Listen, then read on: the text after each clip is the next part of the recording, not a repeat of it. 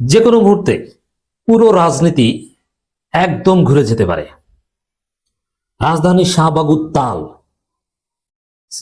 জনতা অবস্থান নিয়েছে স্বতঃস্ফূর্তভাবে।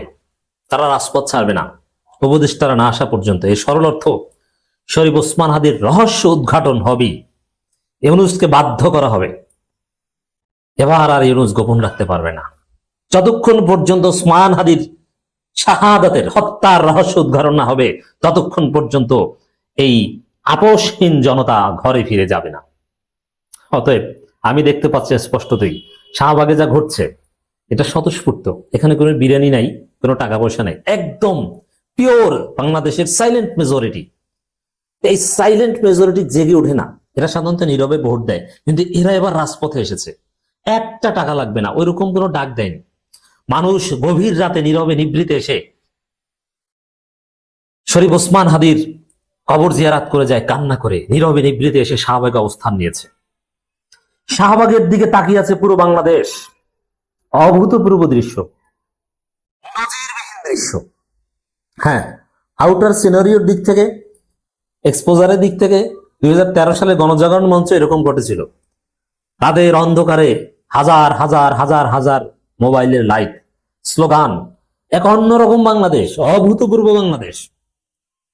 এই শাহবাগ উল্টে গেছে। সেই শাহবাগ 13 সালে কোন শাহবাগ ছিল আর এখন কোন শাহবাগ? যেই শাহবাগে কাদের মোল্লার বিরুদ্ধে স্লোগান দেওয়া হয়েছিল, আর ছোট্ট একটা ছেলে, ইয়াং আমাদের বন্ধু, তখন কাদের মোল্লার ফাঁসির খবর শুনে একা একা কান্না করেছিলেন।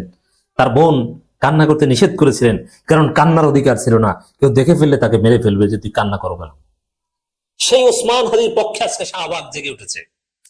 সেই 13 সালে শাহবাগে তো বিরিয়ানি দিয়ে সরকারি পৃষ্ঠপোষকতায় লোক যেত, এখানে কোনো বিরিয়ানি নাই। মানুষ এখানে এসেছে একদম স্বতঃস্ফূর্ত ভাবে। তারেক রহমান, ইউনূস, কারো রাজনীতি এখানে চলবে না। বাংলাদেশের শরীফ ওসমান হাদির রাজনীতি চলবে। ভারতের আধিপত্যবাদের বিরুদ্ধে ঠাঁই এই বাংলাদেশে হবে না, স্পষ্টতই আমরা দেখতে পাচ্ছি। এবার ওসমান হাদির রহস্য উদ্ঘাটন হবে। রহস্য উদ্ঘাটন হলে বাংলাদেশে তোলপাড় সৃষ্টি হবে। অভূতপূর্ব ঘটনা শুরু হয়ে গেছে। দর্শক, এই শাহবাগ থামবে না। আমি শরীফ ওসমান হাদি গুলি করার পরে, গুলি খাওয়ার পরে আমি বলেছিলাম, শরীফ ওসমান হাদির শাহাদাত বাংলাদেশের রাজনীতিতে এক নজিরবিহীন পরিবর্তন ঘটাবে। ইন্ডিয়ান হেজিমনি বাংলাদেশ থেকে চিরতরে উৎখাত করবে। যেই মুহূর্তে তারেক রহমান ইন্ডিয়ান ব্যাগিজ কান্ধে করে ভারতের কাছে মুচলেকা দিয়ে বাংলাদেশে ফিরেছেন, যে ভারতের আধিপত্য তিনি ধরে রাখবেন, সেই মুহূর্তে বাংলাদেশ জেগে উঠেছে। বিএনপির কান্নাকাটি আপনি দেখবেন অচিরেই। বিএনপি এই শাহবাগের বিরুদ্ধে, এই ইনকিলাব মঞ্চে, যা ইনকিলাব মঞ্চের লোক নেতৃত্বে ব্যানারে সাধারণ জনতার যে স্বতঃস্ফূর্ত অংশগ্রহণ, এবং আমরাও যাব, সবাই আসবেন, যাবেন। বাংলাদেশকে ইন্ডিয়ান হেজিমনি মুক্ত করার মহা প্ল্যান এখান থেকে শুরু হয়েছে। বিএনপি এর বিরুদ্ধে লাগবে, কিন্তু বিএনপি কিচ্ছু করতে পারবে না। তারেক রহমান, বিএনপি তাদের হাইপ নেই, পুরো হাইপ এখন শাহবাগের দিকে, পুরো জাতির দৃষ্টি শাহবাগের দিকে। তারেক রহমান স্মৃতিসৌধ পর্যন্ত যেতে পারেন না, সূর্য ডুবে যায়। আর সূর্য ডোবার পর ফুল দিলে নাকি তার কোনো দাম নাই, বা ফুল দেওয়া যায় না। মজা না? বাংলাদেশ, প্রফেসর ইউনূস যেটা বলেছেন, শরীফ ওসমান হাদি বাংলাদেশের অস্তিত্ব, অস্তিত্বের লড়াই শুরু হয়ে গেছে।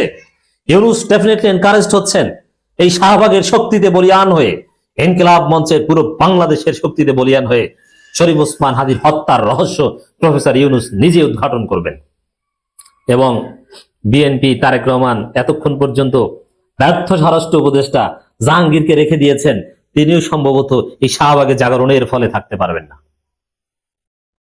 দেশের মানুষকে শাহবাগে অবস্থানে আহ্বান ইনকিলাব মঞ্চে, এবং উপদেষ্টার এখানে না আসা পর্যন্ত, সুনির্দিষ্ট ঘোষণা না পর্যন্ত, তাদের দাবি দেওয়া পূরণ না হওয়া পর্যন্ত তারা শাহবাগ ছেড়ে যাবে না।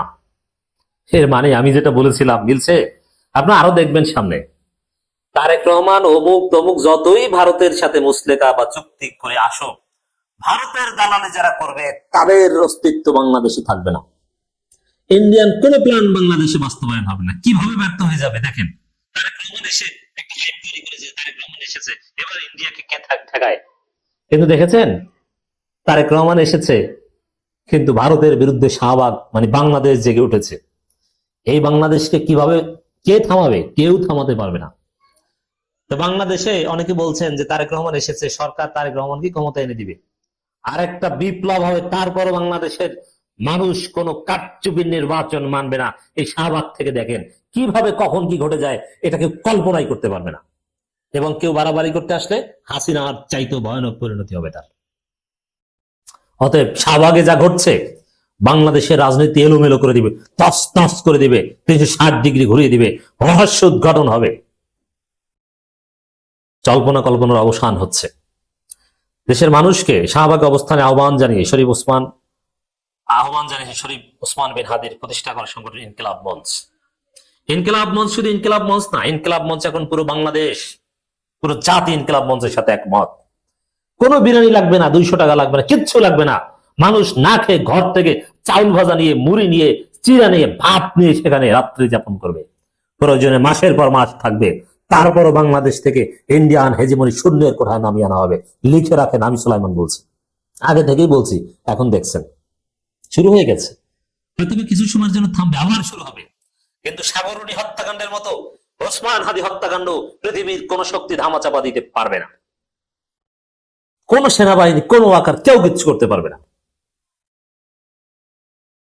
উল্টাপাল্টা যদি সাপোজ, এটা কাল্পনিক কথা, সেনাবাহিনী যদি এই পরিস্থিতি সুযোগ নিয়ে অভ্যুত্থান করার চেষ্টা করে, ট্যাঙ্কের তাদের অস্ত্রের নাট বল্টু জনগণ ধলাই খেলে বিক্রি করবে। জুমার নামাজের পর ঢাকা বিশ্ববিদ্যালয় কেন্দ্রীয় মসজিদ থেকে বিক্ষোভ মিছিল বের করে ঢাবি শাখায় ইনকিলাব মঞ্চ। প্রথমে অল্প কিছু লোক ছিল, তারপরে ধীরে ধীরে মানুষ আর মানুষ, লোকে লোকারণ্য। আমাদের প্রত্যাশা পূরণ হচ্ছে এবং শরীফ ওসমান হাদির রক্ত কথা বলবে, যেটা বলেছি, কথা বলা শুরু করেছে। মানুষ স্বতঃস্ফূর্ত ভাবে আসছে। আপনি এইভাবে স্বতঃস্ফূর্ততা কোন দলের পক্ষে দেখাতে পারবেন না।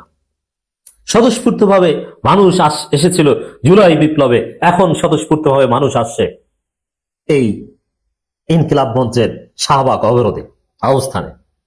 জামায়াত ইসলামী যে মহাসমাবেশ করেছিল সর্বশেষ জুনে বা জুলাইতে, সেই মহাসমাবেশে মানুষ স্বতঃস্ফূর্ত ভাবে আসে নাই, তারা এনেছে। কোন দলের পক্ষে স্বতঃস্ফূর্ত ভাবে মানুষ আসে না, তারা আনে, তবে আনতে পারাটাই তাদের যোগ্যতা। কিন্তু এইখানে স্বতঃস্ফূর্ত ভাবে মানুষ আসছে, চাউল ডাল নিয়ে আসবে। দেখবেন যে এখানে যদি বিরিয়ানি খাওয়া লাগবে, কোন সরকারি বিরিয়ানি কোনো প্যাকেট হবে না, মানুষ নিজের ঘর থেকে চাউল নিয়ে এসে বিরিয়ানি রান্না করে খাবে। কোনো বিশেষ বোতলের পানি লাগবে না, মানুষ ঘর থেকে জগ আর গ্লাস নিয়ে এসে এখানে পানি খাওয়ার ব্যবস্থা করবে। বাসার লোকজন, ঘরে ঢাকাবাসী, তার ঘরে ল্যাপ তোষক বের করে দিবে যে তোমরা এটা ঘুমাও, মশারি খুলে বের করে দিবে, নাও ঘুমাও, আন্দোলন করো। জাস্ট ওয়েট অ্যান্ড সি কি ঘটে শাহবাগে।